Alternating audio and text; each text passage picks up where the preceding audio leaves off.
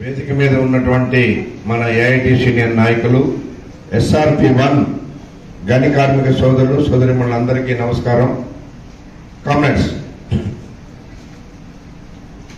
కార్మికులందరిలో కూడా లాభాల వాటా ఎంత వచ్చింది ఏంటి అనేది బాగా ఆతృతగానే ఉన్నది. అట్లాగే మన స్ట్రక్చర్ సమావేశాల్లో ఒప్పుకున్నటువంటి సమస్యల పైన కొన్ని సర్కులర్ రాలేదు, దానిపైన కూడా ఆందోళన ఉన్నది. మొన్న 12వ తారీఖు నాడు హైదరాబాద్లో స్ట్రక్చర్ సమావేశం ఏర్పాటు చేశారు. మీకు తెలుసు, మొన్న ఎన్నికలప్పుడు మనం చెప్పింది ఏంది, గతంలో 6 సంవత్సరాలు కూడా సింగరేణిలో ఒక్కడు కూడా స్ట్రక్చర్ మీటింగ్ పెట్టలేదు. మన యూనియన్ గెలిస్తే ఖచ్చితంగా స్ట్రక్చర్ సమావేశాలు ఏర్పాటు చేపిస్తాం, దానిలో కొన్ని సమస్యల్ని పరిష్కారం చేస్తామని చెప్పినాం. మరి ఎన్నికలు అయిన తర్వాత పోయిన సంవత్సరం సెప్టెంబర్ 9వ తారీఖు నాడు మనకి గుర్తింపు పత్రం ఇచ్చారు. అంటే ఇప్పటికి కరెక్ట్ గా సంవత్సర కాలం అయింది. ఈ సంవత్సర కాలంలో ఒక్కసారి చైర్మన్ లెవెల్లో, 2 సార్లు డైరెక్టర్ లెవెల్లో స్ట్రక్చర్ సమావేశాలు జరిగినాయి. ఈ సమావేశాలలో మనం గతంలో కార్మికులు చెప్పిన అంశాలని పెట్టి వాటి మీద మాట్లాడాం. కొన్నిటి మీద మేనేజ్మెంట్ అంగీకరించింది, కొన్నిటి పైన మేము కమిటీ చేస్తాం, మరి ఇదంతా చర్చ జరగాలి అని చెప్పేసి కమిటీలు వేశారు.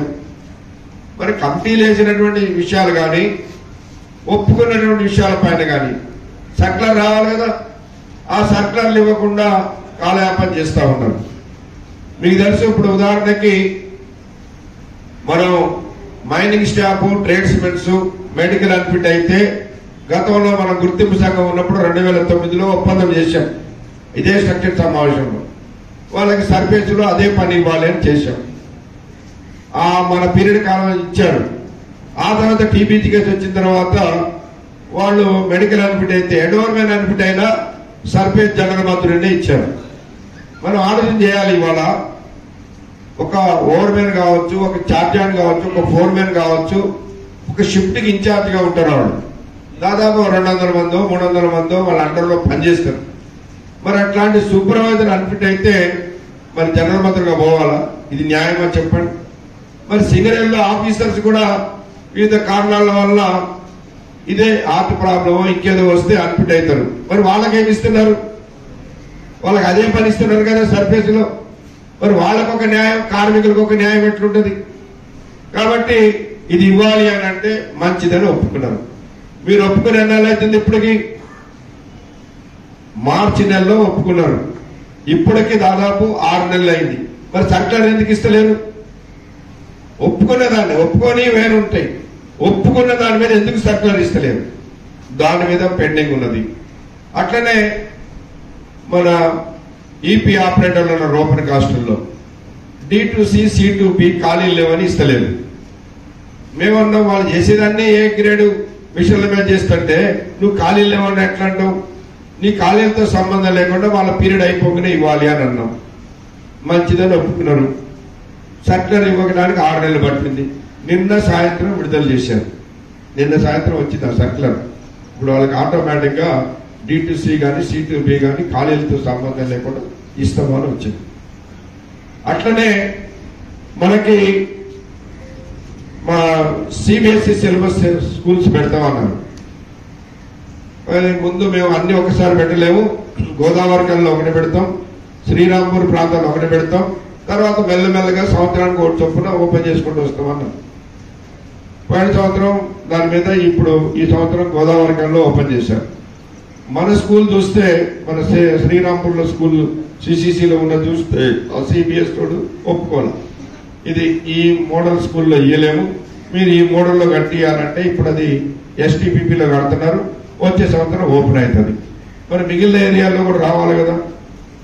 అట్లాగే మరి మనం స్టైఫండ్ ఏదైతే మనకి పిల్లలు మెరిట్ స్కాలర్షిప్ వస్తే గతంలో 10,000 రూపాయలు ఇచ్చేవాళ్ళు.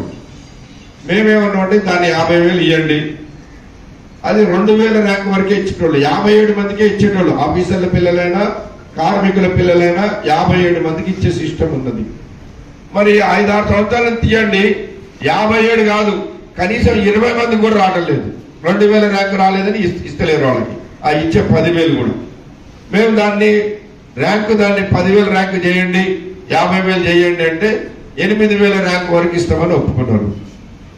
దాన్ని అప్పుడున్న డైరెక్టర్ జీవీ రెడ్డి గారు సరే 50,000 చేద్దాం, ఎందుకంటే ఇప్పుడు ఇవాళ రేపు దానికి ఏమొస్తుంది 50,000 చేస్తే అది చైర్మన్ దగ్గరికి పోయిన తర్వాత ఆయన ఏం చేసి దాన్ని 16,000 చేసి, అంటే సింగరేణి డబ్బు కార్మికులకు ఇస్తే అయిపోద్ది, కానీ బయటోడికైతే ఇవ్వచ్చు కోట్ల రూపాయలు, వేల కోట్ల రూపాయలు తీసుకుపోయిస్తారు.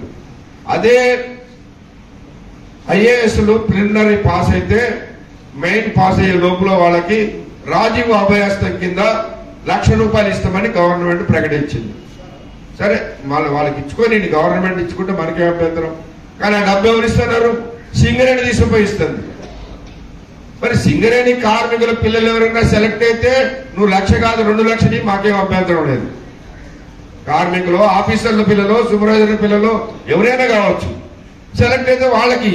కానీ గవర్నమెంట్ లో అక్కడ వాళ్ళు ఇస్తా ఉన్న ₹1,00,000 నువ్వెందుకు తీసుకుపోయాలి అంటే గవర్నమెంట్ మేర్బానీ పొందడానికి వీళ్ళ పోస్టులు కాపాడుకోవడానికి ఇవాళ మన డబ్బు తీసుకుపోయి కోట్ల రూపాయలు ఇస్తున్నారు.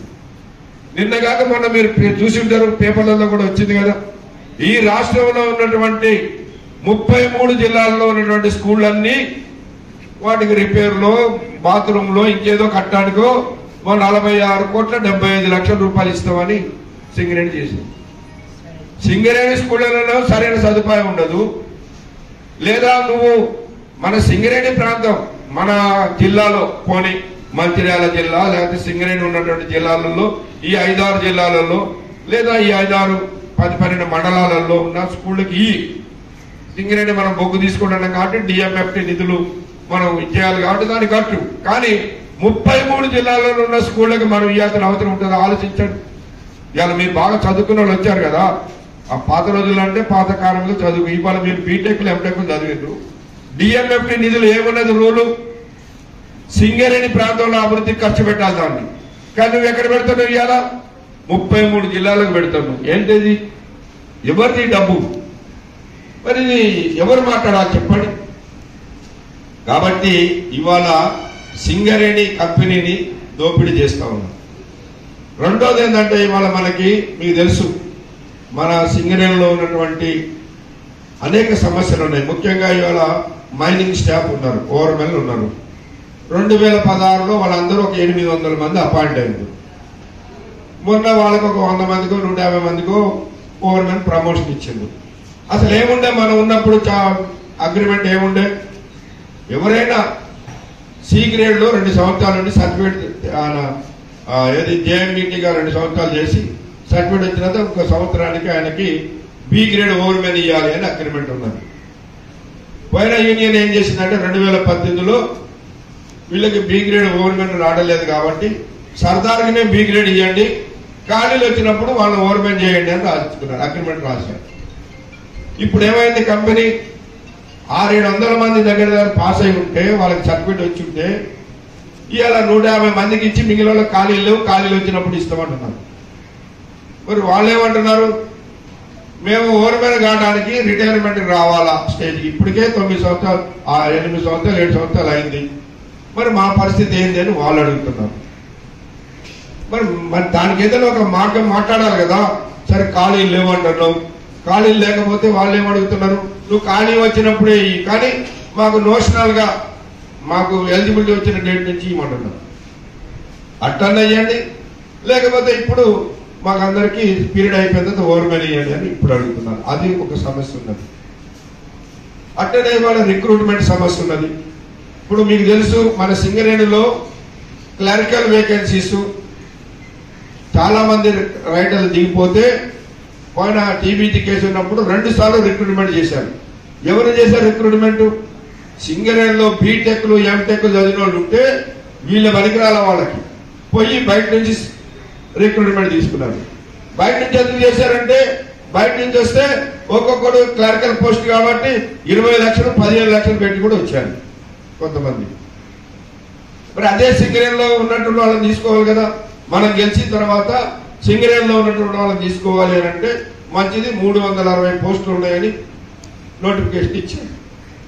6,000 మంది దగ్గర అప్లై చేశారు. కంపెనీ ఏమంటది 6,000 మందికి మేము ఎగ్జామ్ అంటే జరపగలుగుతాం, ఏ ఎంసెట్ జరిపేటోడో ఎవరికో కంపెనీకి ఇచ్చేస్తే వాళ్ళు జరుపుతారు అంటున్నారు. మరి వాళ్ళు జరిపితే రేపు పేపర్ లీక్ చేస్తే మరి దానికి బాధ్యులు ఎవరైతారు? కాబట్టి సింగరేణి నడపాలంటే దాని మీద ఆలస్యం అయింది. ఈ లోపల కొంతమంది యాక్టింగ్ క్లర్క్లు అని కోర్టుకు పోయారు. కోర్టుకు పోయి వాళ్ళు ఇప్పుడు స్టే తీసుకొచ్చారు. అంటే అనేది రావాలి, ప్రజలలో రావాలి, కార్మికుల్లో రావాలి, ఆ తిరుగుబాటు రావాలి. దయచేసి మీరందరూ ఆలోచన చేయండి. సింగరేణిని మనం కాపాడుకోవాలి. అట్లనే మనకు రావాల్సిన హక్కులని మనం కాపాడుకోవాలి. దీనికి మీరు అందరూ ముందుండాలని రేపు ఇవాళ జరుగుతుంది శ్రీరామ్ మన జనరల్ మేనేజర్ ఆఫీస్ దగ్గర ముట్టడానికి పిలిపించినాం. మేము 200 మందో 300 మందో పోయి ఇస్తే మేనేజ్మెంట్ ఏమనుకుంటారంటే ఏంటి కార్మికులలో ఏం లేదు, లాభాల వాటా మీద ఏం లేదు, హక్కులు రావాల్సిన దాని మీద ఏం లేదు, ఏదో ఏఐటీసీ వాళ్ళు అంటున్నారు తప్ప లేదనుకున్నారు. అదే మీరు వేల సంఖ్యలో వచ్చిందనుకో మనకు అర్థమైపోద్ది. మొత్తం సింగరేణి కార్మిక వర్గంలో తిరుగుబాటు వస్తుంది.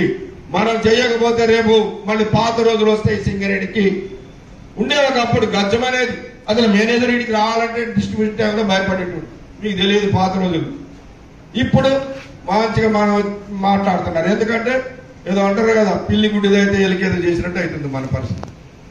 కాబట్టి మనము ఆలోచన చేయాలి. కార్మిక వర్గం అంటేనే అగ్నిగోళం, తిరుగుబాటు సిద్ధం ఉండాలి. అన్యాయం జరిగిన తప్పనిసరిగా పోవడానికి సిద్ధం కావాలి. దీనికి మీరందరూ కూడా మరి ఇవాళ దయచేసి 1 గంట, మేము ఎక్కువసేపు రమ్మంటలేదు, మీ మాస్టర్ కూడా పోగొట్టుకోమంటారు. మీరు 1 గంట సేపు 3 గంటల తర్వాత మీరు జీఎంఆఫ్స్కి రాండి, అక్కడ దాన్ని జయప్రదం చేద్దామని చెప్పేసి కోరుతూ నాకు అవకాశం ఇచ్చిన అందరికీ ధన్యవాదాలు. Thank you.